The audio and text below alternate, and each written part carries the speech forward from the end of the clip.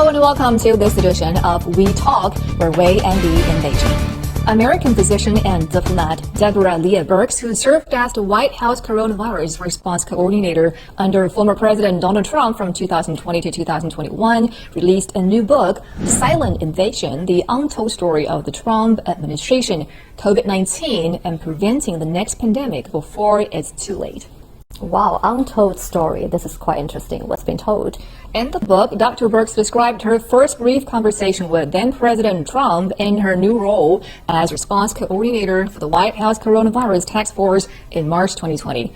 Trump said, well, the people I'm talking to say that this isn't going to be any worse than the flu. And Birx replied, Mr. President, I don't know who you're speaking with, but I have the evidence to fully support the conclusion that this outbreak is not going to be like the seasonal flu or even a pandemic flu. This virus is very deadly. So for weeks, she'd been raising the alarm behind the scenes about what she saw happening in public. Exactly. From the apparent lack of urgency at the White House to the routine downplaying of the risks to Americans. At the initial phase of the pandemic, I did remember the former administration likened the pandemic to the seasonal flu. But that's a little bit like the flu. It's a little like the regular flu.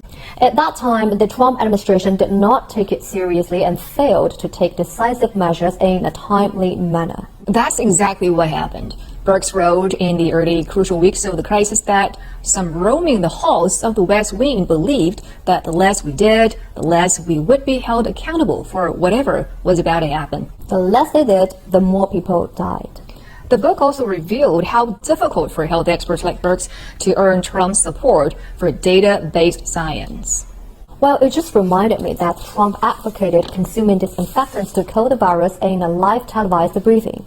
Right, and then I see the disinfectant, where it knocks it out in a minute, 1 minute.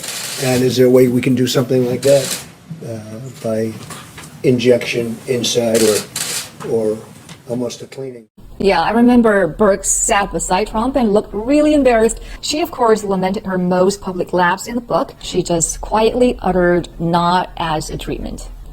In the U.S. fight against epidemics, such anti-science incidents often happened and medical professionals were muted. Right. The Trump administration has not promptly urged mass testing, mask wearing, and social distancing as recommended by medical experts. And after Birx warned the public that the virus is, quote, extraordinarily widespread, Trump caught her and accused her of spreading, quote, fake news, and repeated the lie he wanted her to abide by.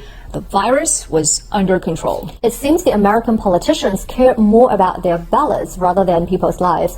During the pandemic, American society is deeply divided, and what's more, imbalance and inequality creep along as society cracks. Right. At the end of the day, it's the American people who suffered the most. The death toll in the U.S. has exceeded 1 million, and more than 200,000 children have become pandemic orphans. I just think people did not want to believe that there was something like this that could happen. And I think we weren't very prepared for something. The warning signs have been there for a considerable amount of time beforehand, and people weren't paying attention. It's heartbreaking because it is going to be a generation of children who are having to find their way.